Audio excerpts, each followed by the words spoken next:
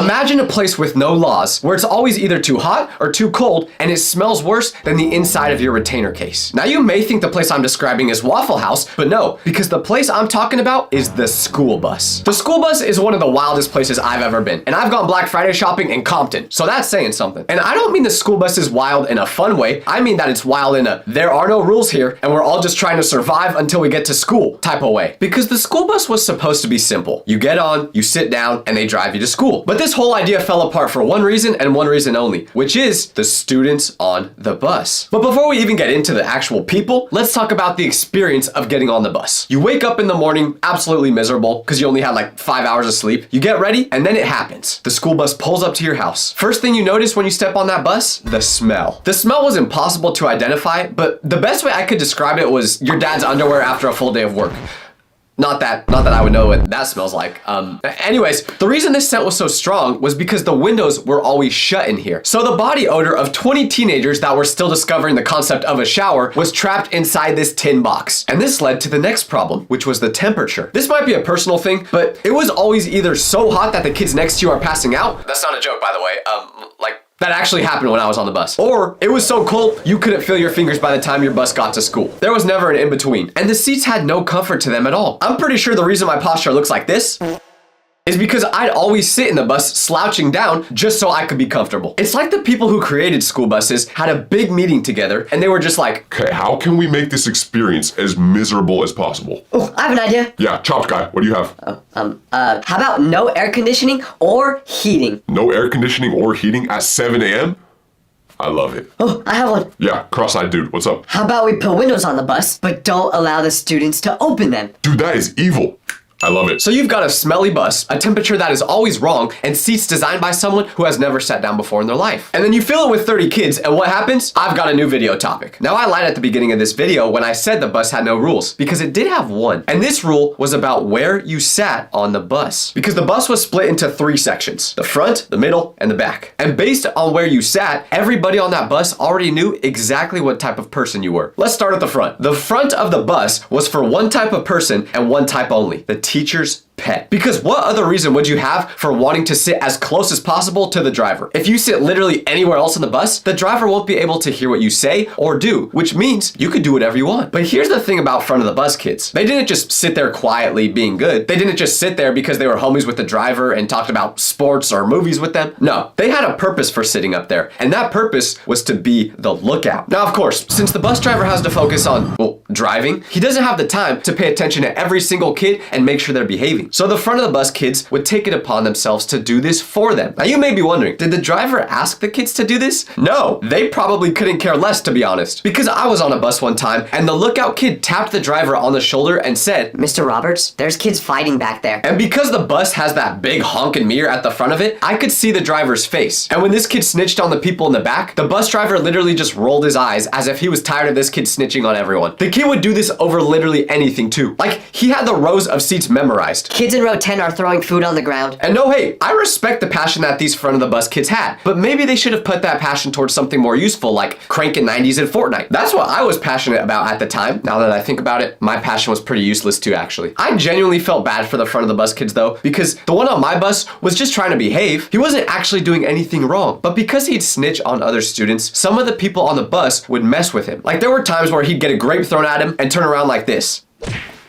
Who did that? But right behind this row of kids that are snitching on your every move was the kids in the middle of the bus. The middle of the bus was where the NPCs lived. And before anyone gets upset because I called you an NPC, I myself sat in the middle of the bus for most of my life. So I would know. It's not an insult, this is just the truth. But I'm not calling us middle of the bus kids NPCs because we didn't have any personality or anything like that. No, I'm calling us NPCs because compared to the rest of the psychopaths in this bus, we were just the normal kids. We would just get on the bus, sit down, maybe talk to whoever was next to us, look out the window. We weren't causing any problems and we weren't snitching on the people who were. We were simply on that bus because we needed a way to get to and from school. But here's what I didn't fully realize until way later. Being normal on the school bus was actually the weird thing to do. When you look at what was going on in the front and in the back, the people who were just sitting there being regular human beings were actually the minority. We were the ones who suffered the most on these bus rides because all we wanted was peace. But unfortunately, when you got World War II happening behind you and the Secret Service in front of you, that was impossible. And when I say World War II is happening behind me, you may ask what I mean by that. You'll understand very soon, because now we gotta talk about the back of the bus. Now I want you to do something for me right now. Close your eyes and picture what happens in the back of the school bus. Take a few seconds. I'll wait. What did you see? Smoke? Flames? Screaming? Crying? Whatever you saw, it's probably accurate. But the fact that you can even picture what the back of the bus looks like just shows how crazy this section was. The kids in the back weren't bad people.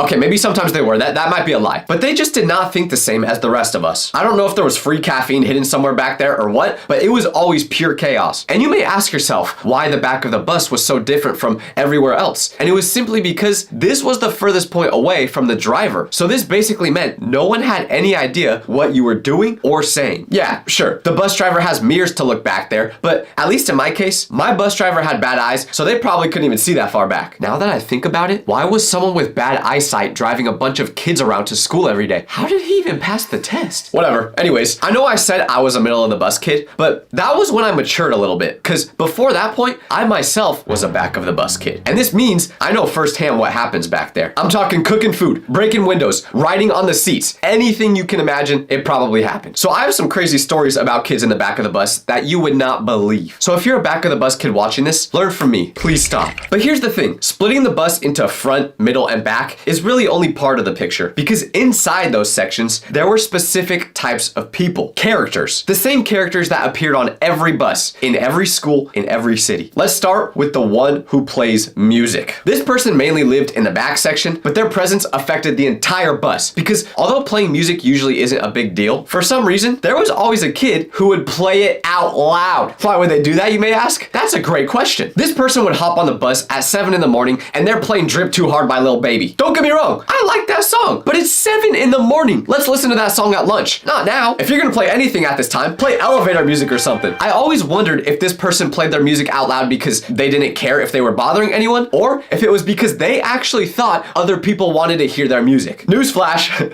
no one did. If there's someone like this on your school bus, do them a favor and buy them some headphones. They won't actually use them, but at least they'll get the message. Obviously, you did not want to sit next to this type of person, so you try going somewhere else on the bus. The only problem is there's not many seats left, so you try sitting next to a random person, but they go, Ooh, sorry, I'm saving this seat for my friend. To be fair, I understood these types of people. When you get on that bus, you want to talk to your homies, so of course, you're gonna save your seat for your friend. Totally fine. You don't want to end up being next to someone who's gonna make the next 40 minutes of your life horrible. I get it, but the way these people executed the seat saving is where I have a problem. They would get on the bus, drop into their seat, and immediately spread across both spots in a way that physically communicated, this seat is not available. Backpack on the seat, arms and legs stretched out, and if you made eye contact with them, you could tell by the look in their eyes that they were thinking, there is no way you're sitting here. And at first, that was fine. You respect the process, you keep walking and look for somewhere else to sit. But then the bus starts filling up, and the seat saver is still holding that spot. Bus hits 60% full, still holding the spot. 70%, still doing it. 80% capacity, and now you're one of the last few people walking the aisle looking for an open seat, and your options have gotten bad really fast. So you look at the seat saver, and they look back at you and are like, don't even think about it. The bus could quite literally be full, no other seats left, and they still wouldn't let you sit down. So when they don't let you sit there, you just have to go, oh, no problem, I'll just go stand on the roof. Like, that's basically your only option left. They would genuinely rather have you do that than take their seat. But there's always usually at least one seat left open, and it's usually next to the person in this next category, the heavy sleeper. I would never judge anyone for being in this category. I have been in it a couple times myself. You were forced to wake up at what should not be a legal hour for a kid to have to wake up. You somehow got dressed, found your stuff, walked outside in the cold, and got on a moving vehicle. But your body's telling you, no. We're not ready to fully wake up yet. We need 30 more minutes of rest. So when these people would get on the bus, they were fully asleep before the doors even closed. Head against the window, mouth slightly open, completely gone. Now, the reason I said this person would usually have an open seat next to them was because they were a very risky person to sit next to on the bus. It would always go one of two ways. Either they didn't bother you at all and it was a pleasant, peaceful ride, or they were a snorer. Not quiet snoring, not subtle, polite, barely there type of snoring. I'm talking your dad in the middle of the night after a long day of work, snoring. If you weren't sitting there right next to them, you would think it was the sound of someone trying to start a lawnmower, and that made sitting next to them miserable. There was a kid on my bus that would snore every day, literally every day, and after a while, it just became background noise for us. Like, we didn't even hear it anymore. I don't even know if he was aware he was snoring every day, but one time, I was forced to sit next to this kid because there were no other seats left open. I thought to myself, okay, this won't be that big of a deal. I'll just put my headphones in and won't hear a thing. Well, I was wrong, because when I sat down down next to him. The driver took a sharp turn, and all of a sudden, Sleeping Beauty had his head laying on my shoulder, and I had no idea what to do. Do I wake him up? Is that rude? He's basically screaming, snoring directly in my ear at this point, but I decided to just let him do his thing. But then I felt my shirt get a little wet, and I looked up to make sure it wasn't raining, and that's when I realized this man was drooling on me. It was right then and there where I just shoved him off. I tried being kind, but I'm sorry, I could not do it anymore. And he woke up for about 2 seconds, went, then he leaned against the window and went right back to sleep. But some people on that bus simply could not afford to sleep. Some people had things to do, important things that were supposed to get done the night before, but didn't. You know who I'm talking about. The person who was always rushing to finish their homework. This person was usually super handsome, super tall, and all the girls loved him. Now, am I saying this because I was always this person? Maybe, but anyway, so because this person was me, let me give you a rundown of how every day would go. I'd get home from school and have a bunch of homework I have to do. I'd then look at the homework, decide this homework could wait a little bit. I would then play some video games or hang out with friends, and all of a sudden it would be 9 o'clock at night and I'd have 0 homework done. But I'm way too tired to get it done now, so I would convince myself that I have enough time to get it done in the morning while on the bus. Sometimes I did have enough time, but other times I had to lock in like it was the 4th quarter of the finals. So I'd wake up and instantly I'm panicking because I remembered I have homework I need to finish in the next hour. And if I don't, I'm gonna be revving up those fryers at McDonald's for a living. So I get on the bus, open my backpack, and I'm writing as fast as possible. Is my handwriting eligible? No. Would I get all the answers right?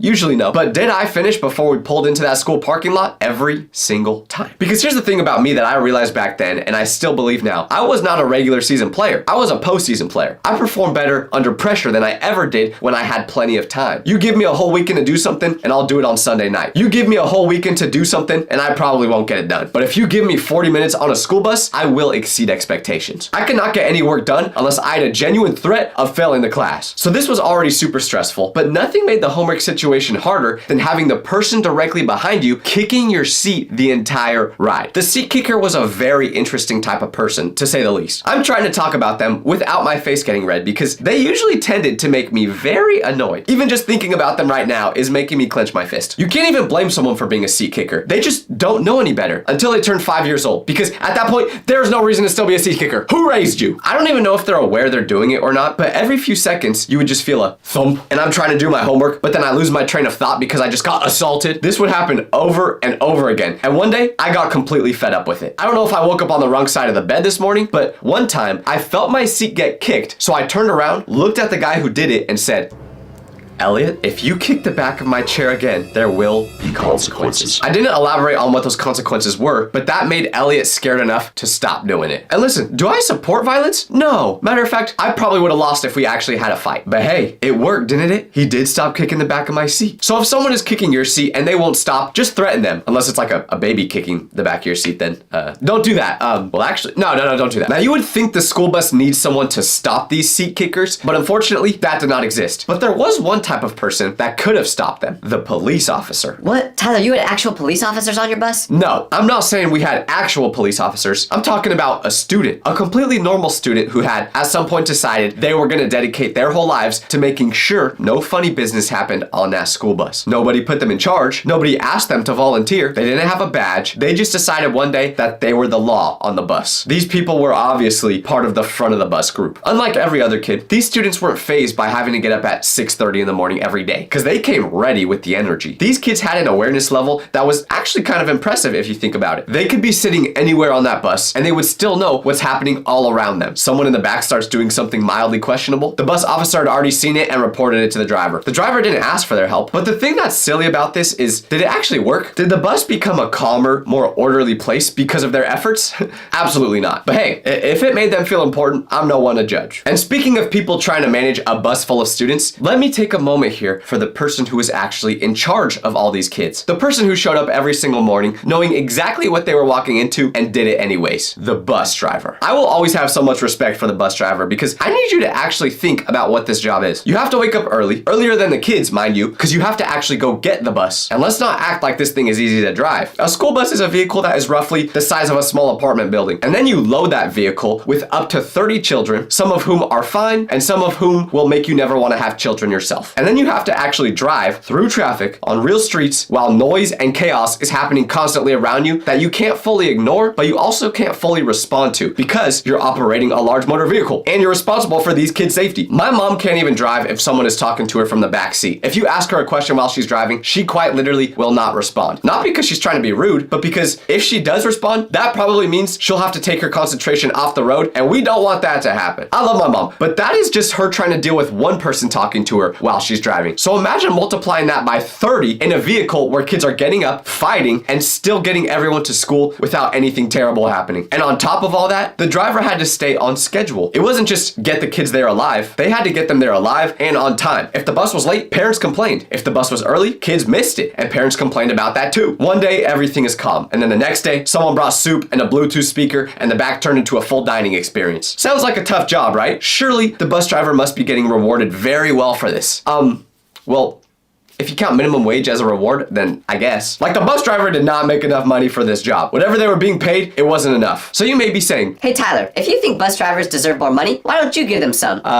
no. But if you are a bus driver watching this, I will say thank you for your service. But the thing that really pushed the bus driver to their absolute limit, the thing that turned an already difficult job into something requiring a level of patience that most humans simply do not have, was the student who was always running late. Every single bus had one. The kid who, for reasons that went beyond poor time management, could not be ready when the bus showed up. I'm not talking about once in a while on a rough morning, they needed an extra minute of sleep. I'm talking every morning, consistently, like clockwork, late. I had a friend who literally just could not get up early in the morning. No matter how hard he would try, he couldn't do it. And it got to the point where he would set 5 alarm clocks all 1 minute apart in the morning, hoping that would just wake him up. Sometimes it did, but sometimes it didn't. So to give himself the most amount of sleep possible, he created a routine to where he would wake up 3 minutes before the bus arrived to his house. 3 minutes was all the time he had to get up, put clothes on, brush his teeth, go to the bathroom, and get on that bus. I'm not kidding. His alarm went off at 7:02, and the bus pulled up to his house at approximately 7:05. Just 3 minutes to do everything. When I wake up in the morning, it takes me 3 minutes just to convince myself to actually get out of bed. So forget about getting ready on top of that. Obviously, this just isn't sustainable. You can't get ready in 3 minutes every day. So every morning, the bus would pull up, and at 7:05, there would be no sign of my friend. The driver had done this route enough times to know that he was coming, we just had to be patient. And that somewhere between 30 seconds to 2 minutes from now, that front door would fly open, looking like it had been kicked from the inside by someone running at full speed, because that's exactly what happened. And my friend would come out absolutely sprinting to make sure the bus didn't leave him. He was never fully assembled while making that run to the bus. He was always in some stage of still getting ready. One shoe on, holding the other in his hand. He'd have his breakfast in his hand some days. Backpack is wide open with papers flying out all over the place. Hair that had clearly not been touched since he woke up. It was a complete mess. And he was sprinting across his front lawn to the bus, and every single person on that bus would be watching. Like, the whole bus would go quiet for a second, because this was our morning show. He'd get on the bus, completely out of breath, drop into the nearest available seat because he did not have the oxygen left to go any further back, and then within about 60 to 90 seconds, he would start putting himself together, putting the shoe on, zipping his backpack, running his hands through his hair. I remember one day where he got on the bus, but right as we took off, he started touching his pockets and looked super nervous. So I was like, "What'd you forget this time?" And he went,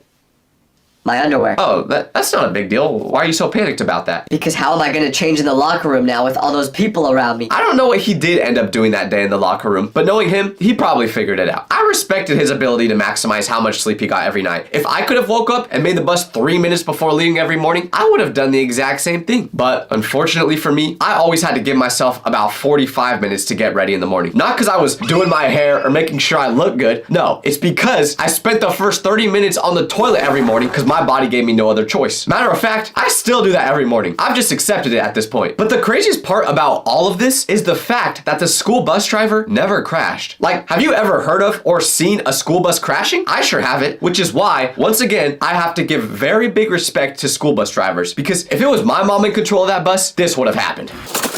Have you ever realized that every single year of school was horrible, but each grade was horrible in its own special way? Like, first grade, you had kids randomly throwing up everywhere. Ninth grade, you had kids chasing you around the locker room with homemade flamethrowers. Or maybe that was just me. So today, I'm gonna slander every grade from kindergarten all the way to 12th grade. And if you're not all the way through school yet, this can be a warning of what's coming in your future. Kindergarten is the only year of school where everybody is just useless and no one expects anything better from you. And honestly, that was kind of peak. You're 5 years old, built like a juice box, and every feeling you have is the biggest feeling any human has ever had. If your mom drops you off and leaves, your life is over. If another kid gets the blue crayon first, your life is over. But kindergarten was still beautiful because life was so simple. You color, you eat snacks, you throw up whenever you feel like it, wherever you want. And I haven't even mentioned how easy it was to make friends back then. That's the craziest part of kindergarten. You sit next to some random kid during story time, you both laugh when the teacher does a funny voice, and just like that, the person next to you is your lifelong brother. I still have a friend now that I met in kindergarten, and our friendship started that exact way. And after you make that friend, you guys are locked in. Because this is basically your first friend ever. So you're sharing goldfish crackers with each other, learning how to spell together, and you're both silently agreeing to stay very far away from the one kid who just threw up all over the table at 10:14 in the morning. And everybody had a kid who did that too. Like there was always one kid in kindergarten who just collapses for no reason. Throws up, cries, takes his shoes off and never puts them back on. And nobody knows what his deal is, but everybody understands one thing. Do not sit near him. That's kindergarten. A bunch of little civilians with glue on their hands, loving life, missing their parents, and becoming best friends faster than grown adults choose a Netflix show. And that is why first grade feels so disrespectful. First grade is when school takes the clown nose off. Because you come back after kindergarten thinking you're basically a decorated veteran now. In your head, you know the system. You know what recess is. You know where the bathroom is. But then you get something very horrible. Homework. Now you've got worksheets. You've got to know how to spell words. You've got to know how to add numbers together. Kindergarten was just coloring and vibes. First grade is the first time you realize the adults in the building are actually expecting you to do something. So now you're trying to live up to these new school expectations while still being surrounded by people who throw up on command. Because when you're in first grade, now you're at recess with the older kids. It's not just other kids in your grade. Every recess had that one kid who was just fully feral. He bites, he screams for fun, he runs at full speed with no destination. He'll chase people around the playground like he was raised in the woods and briefly introduced to civilization. When I say the word first grade, my heart literally starts beating faster because it just reminds me of that kid chasing me. Because all I can think of when I think about first grade is keeping enough distance between me and that weird kid so I can make it to lunch without becoming his lunch. That's first grade. Then summer comes around again and you tell yourself one of the biggest lies. It can't get worse from here, right? Wrong. Because second grade is where the magic is officially worn off and everybody starts becoming an actual person. That's what I remember most about second grade. Not the people, not the homework. What I remember is that this is the year everybody started to get an actual personality, which means they started to get their own roles. You had the teacher's pet, who reminds the teacher about homework like he's wearing a wire. You had the class clown, who is either the most funny kid in the class or just the least funny kid ever. I was kind of a mix of both, to be honest. That's second grade. But because you start to develop a personality in second grade, that means it can also start to feel evil. Because one day, everything is fine. You're playing at recess, having a good time. Life is good. Then the next day, you walk up to the same group of people you were playing with, and somebody just hits you with the, Nah, you can't play with us today. there was no reason for it. They just simply shunned you from the group. Now you're just standing there on the blacktop at recess, forced to hang out with the weird kid who would bite people. But for third grade, I'm not gonna lie, I don't remember that year super clearly. And I think that's because third grade was one of those weird in-between years, and I don't have any big memorable moments from it, except for one. Because third grade is about the time where you start to develop a crush. And that may sound amazing, but it usually ends up horrible. Because the second you like somebody for the first time, you stop acting like a normal human being. I'll never forget my first crush. To this day, I thought I was gonna marry that girl in third grade, and I wanted to impress her so bad. So for some reason, I decided the best way to impress her was to show off on the monkey bars. Now you may think if I wanted to show off on the monkey bars, that must mean I was really good at the monkey bars, right? No, I was horrible at them, but I was determined. So one day, I'm up there on the monkey bars acting like this is my moment. My crush is watching, and in my head, I'm about to do some smooth little move, hop off the monkey bars, do a backflip, and land. Everyone will see that I'm the coolest person at recess, and my crush will be obsessed with me. Unfortunately, that's not what happened.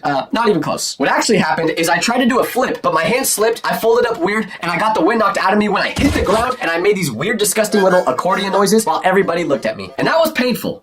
But not as painful as the fact that my crush saw it happen. It still makes me cringe to this day. Because I was just laying there on the wood chips, trying to act like I was fine, but my crush literally just watched me go from cool athletic guy to Victorian child with asthma in about 1 second. There was no bouncing back from that. But the true peak of third grade was the book fair. The book fair was not just a school event, it was magic. You walk in and suddenly everything looks unbelievable. Pencils, erasers, books, weird little gadgets nobody needed, but every kid wanted. You would see about 50 things in there that you're thinking, oh, I'm gonna get that, I'm gonna get that, I'm gonna get that, I'm gonna get that, I'm gonna get that. But then you remember, you only have like $7 to your name. So now you're standing there trying to decide between buying a Captain Underpants book or buying one of those pencils that smells like Coca-Cola. But luckily, this is also the time where you find out that you can steal. Just kidding. That's a joke. It's a joke.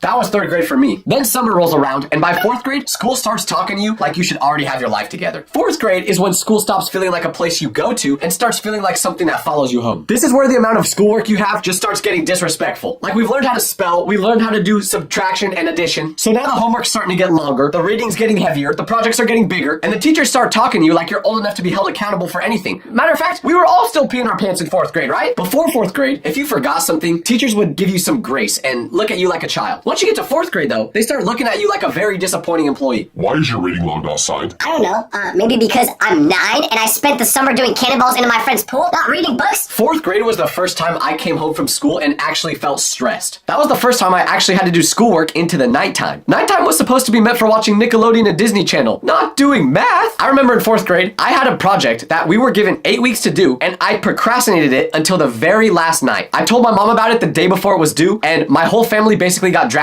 into working on it with me. My mom was cutting things out, I was gluing things together, my dad's walking around pretending he understands the assignment we're doing, but we both know he doesn't. In reality, most of the work I had to do in elementary school was just done by my mom. That's 4th grade. Thinking back to it, 4th grade might actually be my least favorite year of school. And that really sucks because my favorite number is 4. And weirdly enough, my least favorite number is 5. But 5th grade was way better. Because when 5th grade rolls around, for the first time in your life, you're the big dog on campus. And giving that amount of power to a child is a horrible thing. Now you're the oldest people at the school. The kindergartners look microscopic. The younger grades are just little random civilians moving around beneath you. You start walking through school like you own the place. Like the principal should run all major decisions past you first. The best part is all the other grades look up to you. Because you're the oldest people in school, they all think you're super cool. The only problem with 5th grade is that everybody keeps reminding you that middle school is coming. And that ruins everything. Because teachers talk about middle school like you're being transferred to another country. Your older siblings make it sound like a lawless wasteland. And if you read Diary of a Wimpy Kid around that age, middle school looked like the worst thing that could ever happen to a human being. So 5th grade was weird. Half the year, you're loving life because you're the oldest person in the elementary school. But the other half of the year, you're quietly realizing that your days are numbered. But 5th grade was also the year I had my very first sleepover with kids from school. Parents drop you off, you bring way too much junk food, you and your friends act like you're basically grown now, and that feeling lasts for about 40 minutes. Because then, the whole house just turns into complete chaos. Somebody's yelling, somebody's fake wrestling in a room that is way too small for that, somebody is eating more sugar than those rats in scientific studies. Then you've always got the kid who randomly gets homesick around 11:43 p.m. and just goes home without telling anybody. That's 5th grade. You're at the absolute top of elementary school. But once again, summer comes and all that big dog energy you had slowly turns into one disgusting thought. Next year, you have to go back to being at the bottom of the totem pole. And that is called 7th grade. Middle school is insane. And I remember thinking on my very first day of 6th grade, how bad can this really be? Let me just tell you, bad. Because in elementary school, life made sense. You had one teacher, one classroom, then you get to middle school and all of a sudden you have a schedule, no recess, and kids randomly vaping in the bathroom. It still takes me about 14 minutes to know how to use a lock. But it wasn't any part of the actual class in middle school that was the craziest. The true horror of middle school was walking into the bathroom for the first time. It's always the 7th graders messing around in there. 7th grade is when middle school stops attacking you from the outside and starts attacking you from within. Your voice cracks at the worst possible time. Acne shows up like your face owes it money. You start to smell for some reason. And you're just trying to figure out how to balance all this without your crush thinking you're a psychopath. Because a 7th grade boy around a 7th grade girl does not know how to act. Because 7th grade is where drama becomes a full-time job. Now one person is crying in the bathroom over a relationship that lasted 4 days and mostly consisted of eye contact and walking near each other after class. I remember having my first real little middle school girlfriend in 7th grade. Relationships in 7th grade are basically just acting like a divorced couple with joint custody of an apartment. Like 80% of it was just awkward hallway interactions, 15% was overthinking texts, and 5% was standing next to each other trying to figure out if we were supposed to hug or just like nod to each other like coworkers. And the whole time I was acting like this was some deeply complicated love story, all in my super cool outfits. Neon green basketball shorts that went down to my ankles. The actual schoolwork gets harder too. That's what makes 7th grade so cruel. It's not enough that your skin is betraying you and your social life feels like a badly managed TV drama, because now algebra shows up too. Whoever created algebra, why? Like I already had enough unknowns in my life. Now you want me to find X too? Like I don't care about figuring out the value of X right now. I just got left on red by a girl who has braces shaped like a picket fence and I am going through it. That was what 7th grade was. Also, one thing I have to mention about 7th grade, the worst haircuts I've ever seen. I'm just gonna say it, if you're in 7th grade right now watching this video, your haircut is probably chopped. That's not supposed to be a roast, it's just the reality. But that's what 7th grade is about. Bad haircuts, embarrassing crush stories, and getting publicly humiliated. Now I've told you guys my least favorite year was probably 4th grade, but if we're asking what my favorite year was, it's gotta be 8th grade. 8th grade is when I started to touch grass for the first time in my life. Matter of fact, it was the only time I touched grass in my life, because I don't do it now. But this is the year when your brain stops living in middle school. That's the whole year. You're physically still in middle school, you're still in the same hallways, still eating the same gross lunch, but mentally, you're already in high school. Because all anybody talks about in 8th grade is high school. High school this, high school that. Bro, in high school it's gonna be so different. Just wait till you get to high school and try doing that. Nobody cares in high school. Everybody cares in high school. In high school, everybody vapes. The students are huge in high school. You can leave for lunch in high school. But the crazy part is, every single person describes it way differently. So now, your brain is just a blender full of rumors. One person will make it sound like a movie, another person makes it sound like a prison, which I mean, there are movies about prison, so I guess both those can be true. The funniest part is when a teacher says, That won't slide in high school. I remember me and my friends talking about high school like it was the promised land. Bro, when we get to high school, everything changes. We thought we were about to get taller, cooler, more funny, better looking, more athletic, more confident. For me personally, when I went to high school, school? I switched schools, so I went to one where I didn't know anybody. So in my mind, this was an opportunity to completely reinvent myself. So I was excited for it. But this was the reason 8th grade was so great. You just didn't take the actual school you were in seriously. You're finally the oldest person in the school, and you can just do whatever you want. I thought high school was going to be so peak, which is funny because my real high school life was absolutely not what I was imagining. I thought high school was going to fix me. Suddenly, people would think I was funny. People would actually like my haircut now. I would be more confident, but none of that happened because summer rolls around once again, but this one feels so different from all the other ones before it. For the first time in your life, August doesn't feel like school is starting again. It feels like you're being sent to somewhere completely different, somewhere bigger, somewhere scarier, somewhere everyone has spent the last year describing to you in the most dramatic way possible. It's like finally getting called up to the big leagues. 9th grade, freshman year of high school. I'm gonna be honest, this year terrified me. I walked into high school feeling like someone had dropped a child into a building full of grown adults. That may sound crazy, but if you actually think about it, that's true in high school. You are literally 14 growing to school with some grown adults. You're still a kid, your voice is cracking, but now you're going to school with people that can vote. Wait, is the voting age 18 or 21? I'm gonna be honest, I forgot. But that part is insane to me. Your backpack probably still has a Buzz Lightyear lunch pail in it, and some seniors walking by looking like they already have a full-time job. They got 2 kids at home to take care of, and they own a house. And it was even worse for me because, like I said, I went to a new school, so I wasn't just scared of the older kids. I was scared of everyone because I didn't know anybody. That was a horrible feeling. Walking into a giant building full of strangers while trying to act like you belong there should count as psychological warfare. And I had never even been to the campus before, so I had no idea how to get to the buildings. Because when lunch comes and you don't know anybody, lunch is not a break. It's more like a public hostage situation. Everybody else already seems to know where they're sitting. They're moving with a purpose, and they look like they belong. And I'm just standing there with a tray in my hand, looking like I got separated from my family at the airport. Because the second day of lunch during my freshman year, I had no clue where I was going to sit or who I was going to talk to. But luckily, this 11th grader kind of took me under his wing. And I'm not even exaggerating when I say that this changed my whole school experience in 9th grade. Because since an 11th grader took me under their wing, now all of a sudden I was around the older kids. I've got somewhere to sit now. I'm hearing conversations I definitely have no business hearing. When you're a freshman, one older kid being nice to you feels like somebody just granted you immunity. Like nobody can hurt you anymore. If they do, the older kids will take care of it. Did I instantly become cool? No. But freshman year was so scary that this one little lifeline felt huge. Another reason 9th grade was so scary was, of course, the classes. Because high school is where I really started looking around and thinking, when am I ever going to use any of this information we're learning in real life? If I need to do math, my phone has a calculator. If I have a question about history, I can Google it on my phone. And when am I ever going to dissect a rat in real life? Like, why are we acting like my future should depend on whether I know the quadratic formula or not? This made so little sense to me that in 9th grade, I would just pull fake sick days. I would act like I had a stomach ache, stay home, and for about 11 minutes, it felt amazing. But then you're halfway through the day, sitting in the couch in your pajamas, and you're just thinking to yourself, I'm gonna have to do more work tomorrow now. Like you just moved the fear you had to tomorrow. That was freshman year. By far the scariest year of school I ever had. Then 10th grade comes along. You get comfortable. 10th grade is a trap because in 9th grade, you're so scared that you're basically moving through the building like a deer in traffic. Sophomore year is when high school finally tricks you into thinking, You know what? I know how this works now. and that's dangerous. Why am I saying that?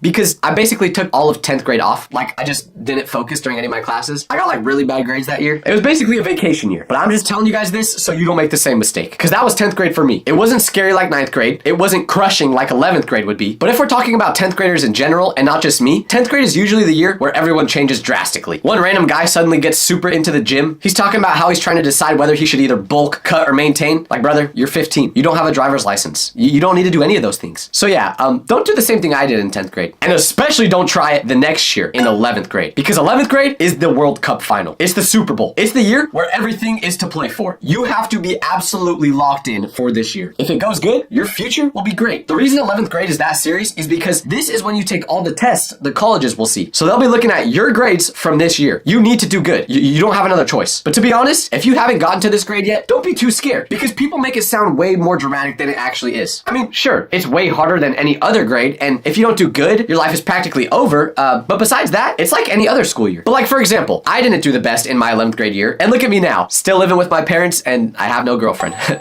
Maybe don't look at me, actually. Let's just move on. Now we're on to the holy grail, 12th grade. 12th grade is the year. All you hear about 12th grade is that it's a party. You're a senior now. No work, no anything, just vibes. You already know what you're gonna do after high school, whether that be college or McDonald's. One guy's always doing construction. One person's gonna play video games 14 hours a day. But 12th grade is the most awesome time.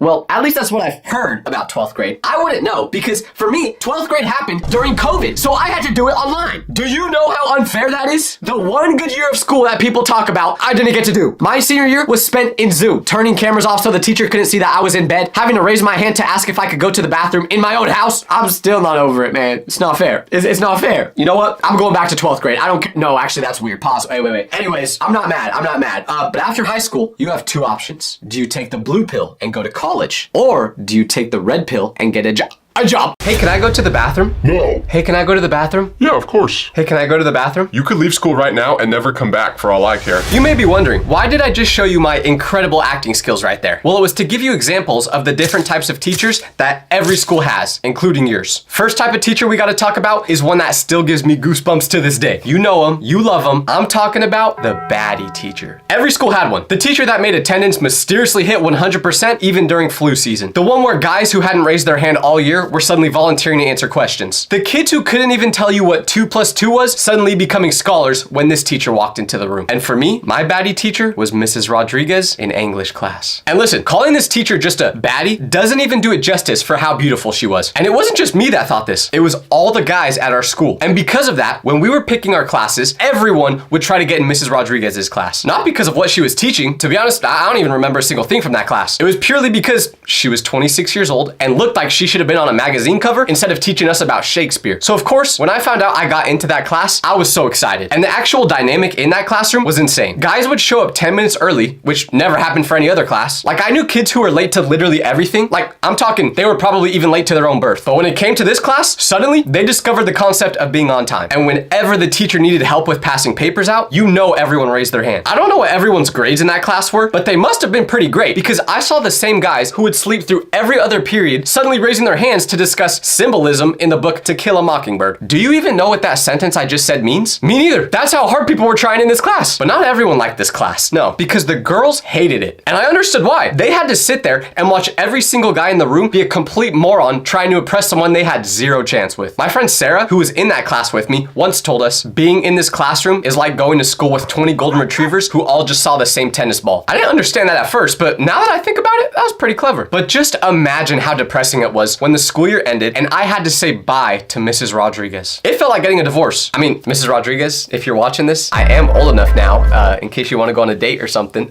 You know, I know you were teaching English, but let's be real. I'm pretty sure we both felt some chemistry between us, right? The worst part about this school year ending was that the next year after this, in my new English class, I went from having Mrs. Rodriguez as my English teacher to the next teacher that every school has, which is the creepy dude. Now, if the baddie teacher was every student's crush, the creep was every student's nightmare. Specifically, if you were a girl. We're gonna call my creepy teacher Mr. Peterson because if I use his real last name, I'm afraid he might, I don't know, come to my house and kidnap me or something. I mean, he was a creep. But anyways, Mr. Peterson taught history. I don't know why I said he taught English. But looking back, I have no idea how this man kept his job. He was probably in his late 40s, but dressed like he was trying to fit in at a high school party. I'm talking tie-dye t-shirts, jeans that were way too tight, the whole thing. And he called students by nicknames that he made up himself that never caught on. It was almost as if mentally he was still the age of a high schooler. He had this thing where he'd try to be the cool teacher who related to teenage drama. He'd ask about school parties, who was dating who, everything. And at the time, some people thought it was cool that a teacher was interested in their lives, but there were these moments that even as a dumb teenager, you knew something was off. Like he'd make comments about what girls were wearing, not directly to them, but he'd be like, which doesn't sound weird until you realize that this was the tone he said it in. Oh, Sarah, that's a nice dress. Now, if you don't think I should be put in prison just after doing that interpretation, I don't know what to say. Some girls hated his class because of how creepy he was, but other girls loved it because, well, if you were a girl in his class, passing was way easier. I knew a girl who got a B+ on a terrible essay she wrote about the Revolutionary War, and the reason I know it's terrible is because the paper was supposed to be on the Cold War, but what grade did I get on that assignment? I got a C. Now, I'm not saying my essay was amazing, but I do know that I at least wrote it on the right war. The pattern was obvious to anyone paying attention. He'd do that thing where he's half sitting on students' desks while talking to the class, but only the girls' desks, and he'd make jokes that were just slightly too personal. There was this unspoken understanding among the girls in the school that you didn't want to be alone in Mr. Peterson's class. If he asked you to stay after, you'd bring a friend or make up an excuse why you can't. But here's the crazy part. So every school had a teacher like this, right? A little creepy, but only inside school. Like once you left school, you didn't have to worry about them. Well, Mr. Peterson was different because he would try following students through social media. Was this illegal? I don't think technically, but it was weird. And one of the girls who had him as a teacher decided to accept his follow request just to see if he would do anything weird. And as far as I know, he never DM'd her, but he would always comment on all her photos. Didn't say anything unusual, but the fact that he was commenting at all was weird. And this was about 8 years ago. So you may be wondering, where is he now? Well, he was actually on a YouTube video last week. Yeah, that's right. He was on a Gideon video. No, I'm just kidding. But I wouldn't be surprised if he was on there soon. Now, thankfully, the creep teacher usually just taught high school classes, which didn't make it any better, but at least he wasn't teaching younger kids. Because have you ever noticed how the types of teachers schools have changes as you go to different grades? Elementary school teachers were basically just your second parents. You were still at the age where you're pooping your pants in class like every other day, so they couldn't even really focus on actually teaching. And you were scared of the teachers. Like my elementary school classes always had these colored cards you'd get. Green meant you were doing good, but red meant bad. So if you got a red card, it was basically like getting a red card in football. You were cooked. Then you move on to middle school, where for the first time, you're actually starting to learn stuff beyond just addition and subtraction and how to not poop your pants. And now, instead of just having one teacher, you had 6 or 7 all teaching different subjects. School's getting harder, you're going through puberty, and all the teachers are telling you, you better not mess around. They won't let this slide in high school. Then you get to high school, and they let literally everything slide. Like everything. Because high school teachers either acted like the president who didn't let you do anything, so you hated going to their class, but the other half of high school teachers were just people who had straight up given up on life by this point. They were just trying to make it to retirement. You could do literally whatever you wanted in these classes, which brings me to my next subject, the chill teacher. The chill teacher was usually a coach for one of the school's sports teams who just needed a teaching job to legally coach. They literally had the I'm just here so I don't get fined attitude about their job. Everyone was getting an A in their class no matter what. Show up or don't, they couldn't care less. The only thing they cared about is when that last period bell rang and they got to leave the classroom and head to the football field. I will never forget the one class I had with our football coach because it was amazing. I had a teacher named Coach Matthews who taught physical education theory. And you may be saying, I've never heard of that class before. Yeah, me neither. All of us students were pretty sure they just made it up simply so he had a class to teach. And let me tell you, this man put about as much effort into teaching as this security guard did trying to stop people trespassing.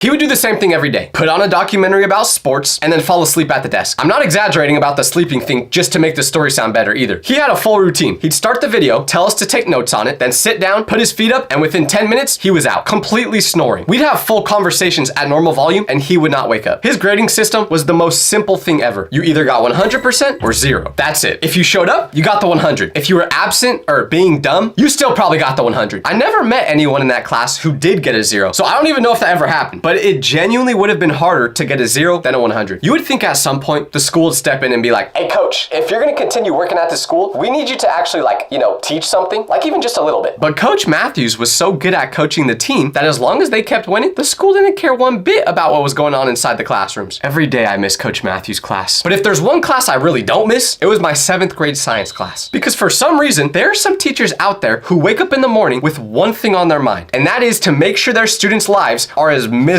as possible. It's like they can't sleep unless they know every student is going home after school crying. My 7th grade science teacher, Mrs. Elliott, taught me that some people just want to see the world burn. And she is the subject of the next type of teacher I'm going to talk about, which is the teacher that's on A power trip. If you don't know what I mean by this, let me give you a visualization of what this looks like. Picture a boxing ring, and inside it is the best fighter in the world. If someone tries to come into that ring, they beat them up, punch them until they have no hope left. Now the teacher that's on a power trip, that's the boxer. And the boxing ring is her classroom. And the opponents that come into the ring are the students. Because stepping into Mrs. Elliott's classroom was like stepping into a torture chamber. But at least when you're in one of those, the torture usually stops after a while. This, on the other hand, was never ending. Let me explain to you just how horrible this class was. You couldn't use the bathroom during class, ever. Didn't matter if it was an emergency, didn't matter if you were sick, it did not matter if you quite literally pooped on the floor. Because she had this whole thing about how In the real world, you can't just leave whenever you want. which is actually not true at all. I have no idea where she got that from, but whatever. And then when it came to where we sat in class, of course, she assigned seats, but she had a strategy to make sure we sat in the worst spot possible. If she saw you even smile talking to the person sitting next to you, she would immediately move you next to someone you didn't talk to. The whole point of her class was to make sure that you did not enjoy it. Of course, the most terrifying part of being in her class was on test day, because cheating in that class was impossible. If you even dared to turn your head 1 degree in either direction, you better kiss any chance at college away, because she would fail you right there. I remember one time, a kid sneezed during a test, and she accused him of of cheating. Yeah, because of a sneeze. He promised he wasn't cheating, but she didn't trust him, so she made him retake the test alone in the hallway. When he tried to explain that he just sneezed, she said, I've been teaching for 15 years. I know all the tricks that you guys try to pull by now. Looking back at it though, I low-key respect how dedicated she was to being a villain. Like, she was really a D1 rage baiter. And don't get me wrong, I never want to go inside that class again, but I can tip my cap to anyone who's that committed to something. Now, that science class was bad, but at least after the school year ended, I never had to worry about it again. But unfortunately, there are some teachers you are stuck with for life, whether you like it or not. And it's all because you know this teacher outside of school. For me, it was Mrs. Patterson, my friend's mom. She taught some medical class I don't remember the name of, and at first, I thought it was gonna be chill. Like, she was cool outside of school. I've been to their house for sleepovers many of times. So surely this would be an advantage for me, right? It was not an advantage. First of all, I think because everyone knew that I was best friends with her son, she went out of her way to not show me any favoritism, which, okay, I respect, but also, come on, throw me a bone. Like, if I asked a question, she'd be more strict about making me figure it out myself than she was with other students. But the real awkwardness came from the fact that since I was friends with her kid, my mom was friends with her. So if I was misbehaving in class, my mom knew about it. If I was talking to a girl in that class, she'd tell my mom about it. That never happened, let's be real. But if it did happen, my mom would have known. Point was, I felt like I always had to have my guard up here because she was watching everything I did and reporting it back to my mom. The worst part was how this affected me outside of school, because now whenever I would try going to Jake's house to hang out, if his mom was there, I tried to hide from her. I didn't know whether she was gonna be cool mom or scary teacher, so I just didn't want to get involved with it at all. It actually started to put a strain on mine and Jake's friendship because I started saying no more and more whenever he would ask me to come over. Not because I was busy, but I just didn't want to go to the house where my teacher lived, unless it was Mrs. Rodriguez's house. Once again, hit me up.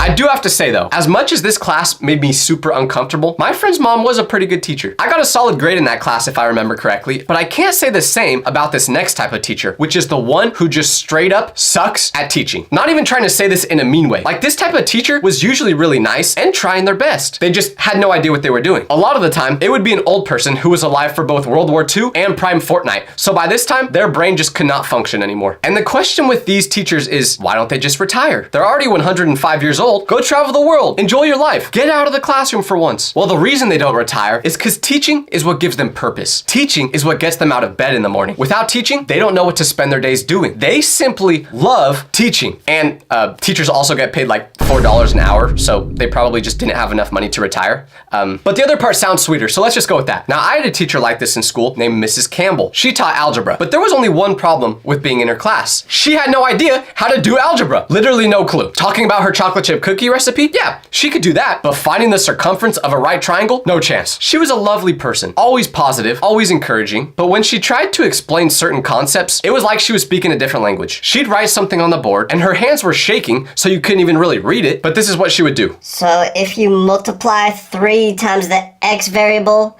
and then find the square root of it, then you get,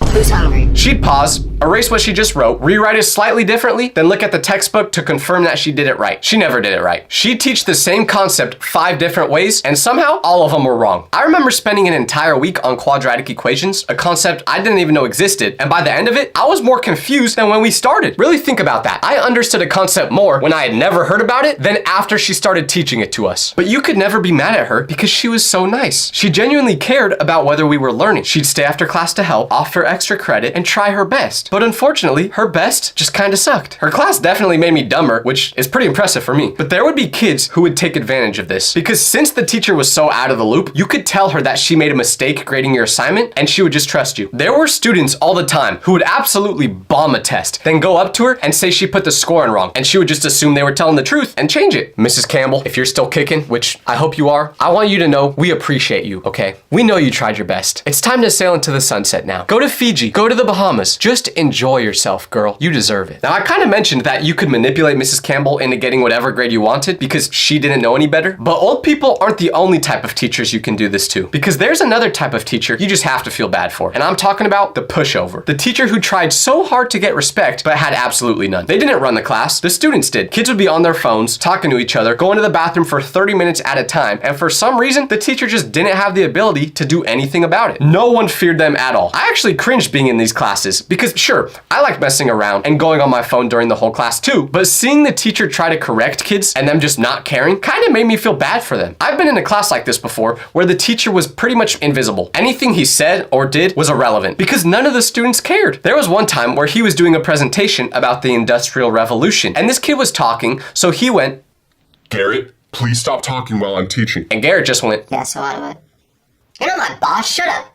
So anyways, yeah. Funny thing about that is, in this scenario, he pretty much is your boss. Like, that's literally his role. But you want to know what was really tragic about being in that class? The teacher said that after this year, they were going to go retire and celebrate by exploring the world for the next whole year. Well, fast forward to the end of the school year, and we were such a bad class that he said he couldn't go out on a year that horrible. So he came back for one more year to try again. And then, in the middle of that year, COVID happened. So he never got to travel the world. Legend has it, he's still teaching to this day, and no one is paying attention. Here's some teachers I think we've all had before, but I didn't think were as prominent as the other ones. Number one, the oversharer. This teacher is absolutely goated to have. All you gotta do is get them talking about their weekend or their hobby outside of school, and they will waste the whole period yapping about it. Then before you know, the class is over and you did absolutely no work. I've had plenty of teachers like this where I just pretended to act interested in whatever was going on in their life just so we didn't have to do any work. Oh, you just watched the new season of Grey's Anatomy? Tell me all about it, Mrs. Michaels. Matter of fact, tell me about every season. I've had classes before where we literally didn't do the test we were supposed to do because the teacher couldn't stop talking in time to pass it out. Number two, the teacher that tries too hard to be cool. Desperately wants to be relatable to all the students. They use outdated slang, try to ask about how our personal lives are going. I remember one time, my teacher was trying her hardest to understand Gen Z slang after we took a super hard test. So she said to us, Sorry about how difficult that test was, guys. That probably wasn't very lit, was it?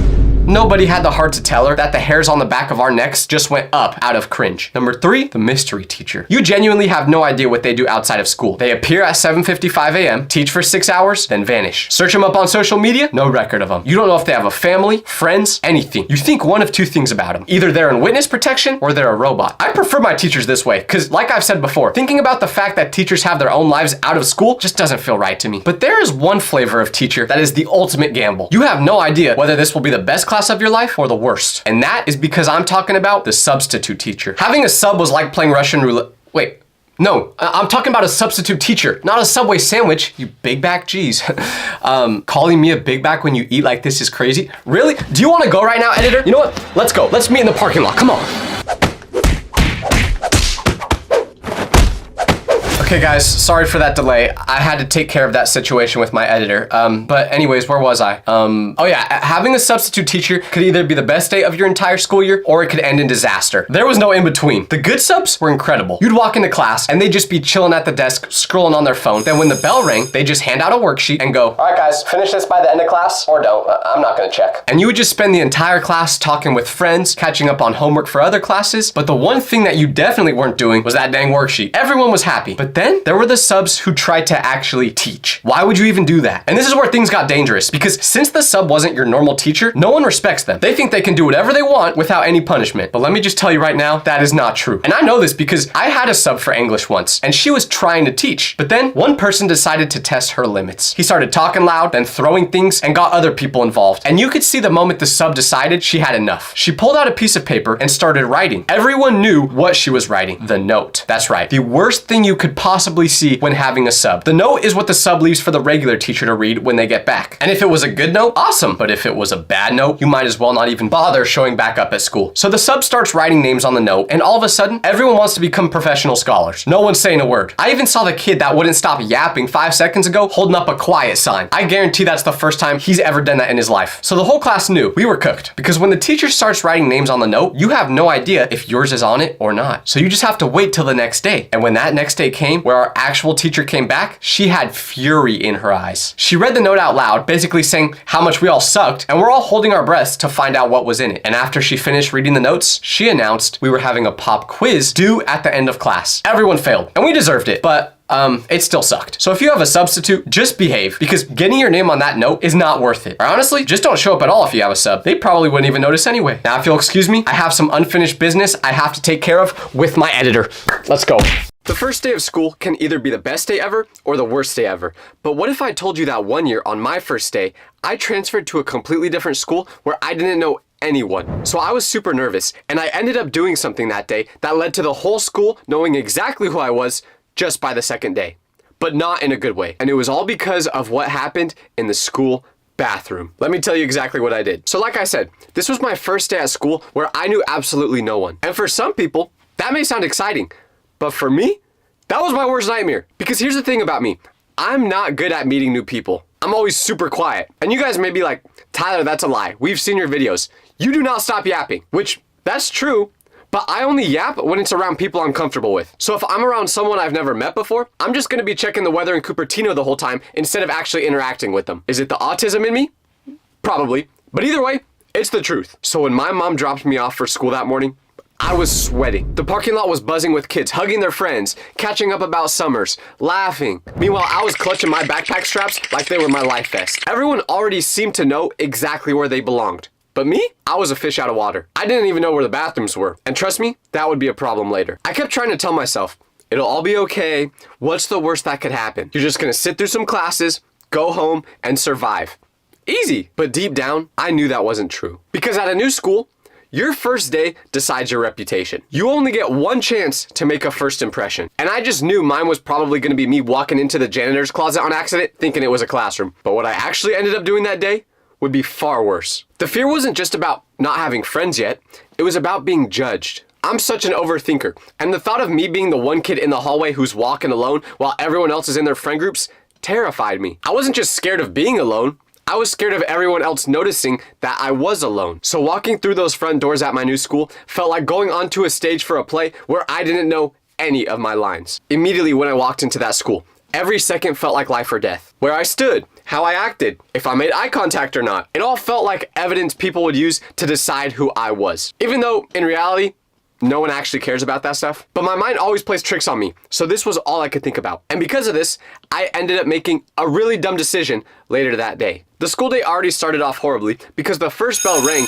meaning that you had 6 minutes to get to your class. But as someone who had never been on this campus before, I had no idea where any of the classrooms were. So I'm panicking, looking at my schedule, trying to figure out where classroom 67C is. Meanwhile, everyone else knows exactly where to go. And of course, the final bell rings, and I still haven't found my classroom. So I ended up being about 10 minutes late before I found the right room. Once I got to the door of my first class, I took a big deep breath, peed a little bit, and then opened it. Immediately when I walk in, everyone is staring at me because obviously class started 10 minutes ago, so all the students are already there. And the only seat open was dead center, surrounded by all the other students. So now I'm just in between all these people that I have no idea who they are. And even though I'm uncomfortable in these situations, I tried to ease the tension by talking to the students around me. Like I heard two guys next to me talking about who their favorite superhero is. But when I jumped in, they gave me a weird look because apparently LeBron James isn't a superhero. He is to me, okay? But anyways, that first class went by, and although I was horribly anxious the whole time, I made it through. But this day would become a disaster just a little bit later.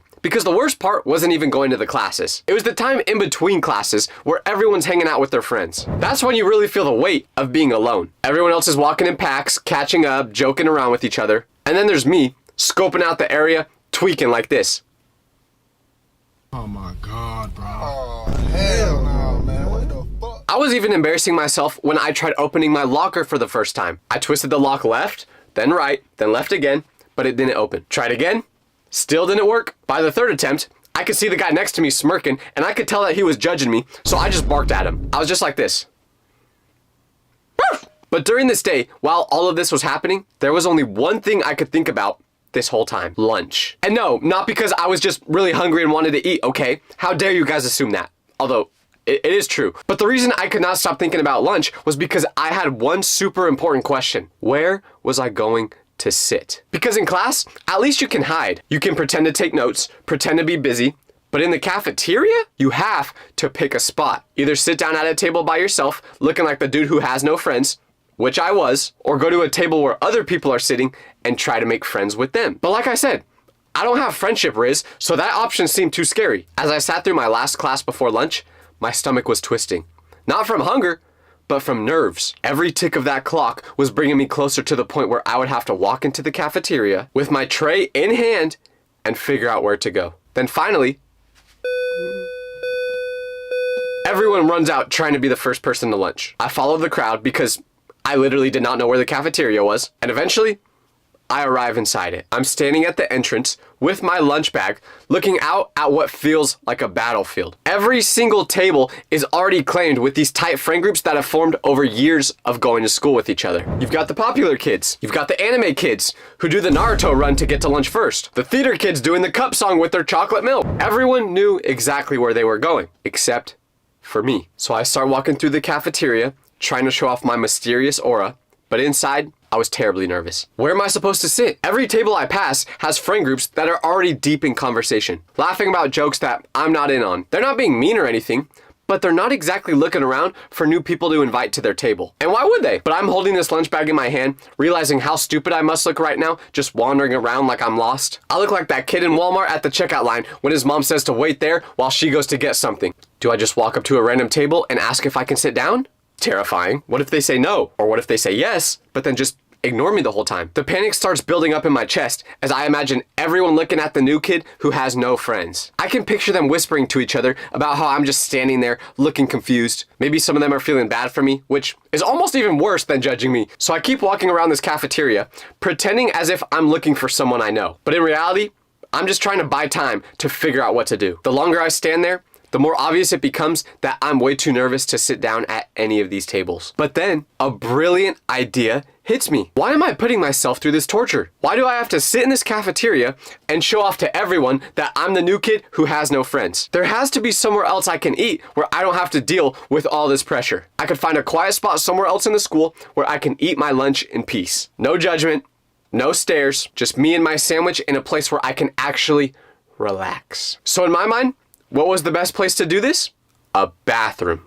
Private, peaceful, and nobody would know that I was hiding from that terrifying cafeteria. You might be thinking, Tyler, you're weird. You should have just sat alone. It's not that big of a deal. And you're totally right. No one was probably judging me, but you guys don't know how my brain works. It makes up fantasies and situations that aren't real just to sabotage me. I don't know why, but that's just how it is. Like just the other day, my mom told me she would be back from the store by 5 p.m. And once the clock hit 5:01 and she still wasn't home, I immediately assumed she got kidnapped. But then 5:03 came around and she pulled into the driveway. So because of how my brain works, I was convinced that hiding somewhere was way better than being seen as someone with no friends. I know that sounds ridiculous now, but at the time, it made perfect sense to me. If nobody saw me eating alone, then nobody could judge me for it. I could maintain the mysterious aura I was going for instead of being labeled as the weird, lonely kid. Maybe people would think I was off doing something cool instead of just being antisocial. Which is funny because realistically, none of them were thinking about me at all. But the bathroom plan seemed genius at the time. It was private,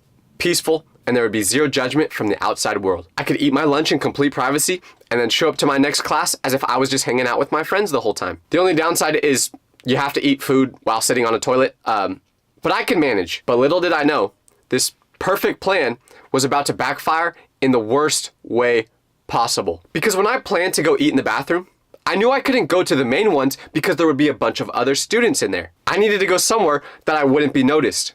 So I walked around the school looking for bathrooms that were more off the grid. And after a couple minutes, that's when I found one on the outer edge of campus. It was the perfect location because no one was walking around this area during lunchtime. I wasn't even sure if it was open until I walked up a little closer to it and saw a wooden block keeping the door cracked open. So I go inside, say hello, making sure that no one else is in there, and just like that, I found my peaceful hiding spot. I'm sitting in the stall, eating my lunch, watching the clock tick closer and closer to when my next class would start. And I didn't even mind eating in here because it was super peaceful with how quiet it was. I'm a person that loves my alone time, and this is exactly what that was. But as lunch went on, panic started to build up in my chest because I knew exactly what was about to happen next. The bell was gonna ring, and I was gonna have to go back into the real world. So I hear that PTSD-inducing ring from the bell and accept that I have to leave the bathroom and go to my next class. I pack up all my stuff, get out of the stall, and head towards the bathroom door. But this is where everything went very wrong. Because remember how I said that this bathroom was being kept open by a wooden block? Yeah, well, apparently there was a reason for that. Because the moment I tried pushing that door open, it didn't budge. I tried a little harder, and after a few attempts, I realized it was not opening. Now, my heart was racing because my next class started in a few minutes while I'm stuck in this bathroom that no one uses with no way to get out. And I don't know anyone at this school, so I couldn't even text someone being like, hey, can you let me out of the bathroom? So I was officially stuck. I tried everything.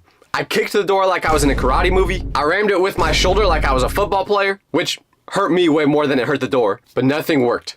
This place was literally the Area 51 of restrooms. Isolated, hidden away in the back corner of the school where nobody went. If you think someone was just gonna casually walk in to save me, you were mistaken. At one point, I saw a vent in the bathroom and considered trying to crawl through that like I was in Mission Impossible. But then I remembered I'm not the size of a rat and I would probably just get stuck in there if I tried that. So with every minute that passed, the panic built more and more. The second bell rang, indicating that class has officially started, and I was still stuck in there with no way to get out. After a while of trying to figure out ways to get out of there, I just accepted that I was cooked. I went back into the stall, sat down, and just started doing my homework until someone either came in to save me, or I just passed away from starvation. The peanut butter and jelly I had from lunch was only gonna keep me alive so long. So I'm sitting there as time is going by, where I'm missing my first math class of the year, which, honestly, if there's one class I would wanna miss, it's that one, because I still don't know what the Pythagorean theorem is. But randomly, as I'm sitting there, I get a phone call from my mom. Now, when I saw who I was getting a call from,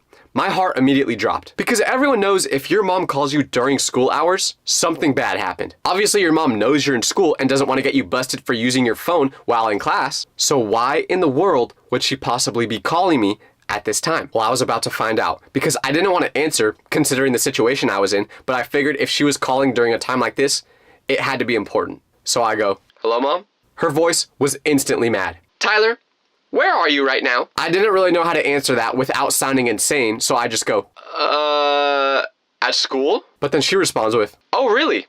Because I think you're lying." What? Why would you think that? "Oh, I don't know. Maybe because I just got a call from your school saying that you're absent from class." My heart sank, because the school thought I was ditching. And of course they did, because from their perspective, I was nowhere to be found, even though I went to my first couple of classes. So now, this was literally the worst case scenario. I start stuttering out, Mom, I swear I'm not ditching. Check my location, I'm at school." "Then why are you not in class right now?" "Yeah, about that, I got stuck in the bathroom." "What do you mean you got stuck in the bathroom?" Well, you see, that's a tough question to answer, because I walked into the bathroom, but when I tried walking out, the door was shut. Okay, well, even if you were telling the truth, people go into the bathroom all the time. If you were really stuck in there, someone else would have got you out by now. "Yeah, about that, not quite." And then I explained the whole situation to her and why I was in a bathroom that was all the way out on Spun Island. So she became a little less mad after hearing my explanation, but I just know that she was thinking, dang, what kind of son have I raised? She sighed so loudly I could hear it through the phone. She asked me what she could do to help, and I said I don't think she could do anything as long as school is still in session, because an adult can't just walk onto a campus during school hours, or else they're going to immediately go into lockdown and start saying, "Attention, there's a 5'2" lady furiously heading towards the bathrooms. Everyone be on alert." But if nothing else happened until the school day ended, that meant I was going to miss my next 2 classes, which my mother was not going to let slide on my first day at a new school, because she was trying to get me into a good college on scholarship so she wouldn't have to pay for my school. And I respect it. That didn't end up happening, but we tried. So after I explained the whole situation to her over phone, I told her I'll handle it, and then we hung up. In reality, I had no idea what I was gonna do, but her panicking was just stressing me out even more. After that phone call ended, I just went back to doing my homework, not expecting anything new to happen until school ended. And the worst part about this was that missing these next 2 classes meant by the next day, everyone was already gonna have their seats. And I was gonna have to find somewhere to sit that wasn't taken. Just a nightmare for someone that's already terrified to show up in the first place. But as I'm doing my history homework, learning about how NBA Youngboy discovered the United States 300 years ago, I hear voices for the first time right outside the door. My heart jumped. I sprinted to the door and started banging on it like a lunatic. "Somebody, I'm locked in here." There was a pause, and then a man's voice.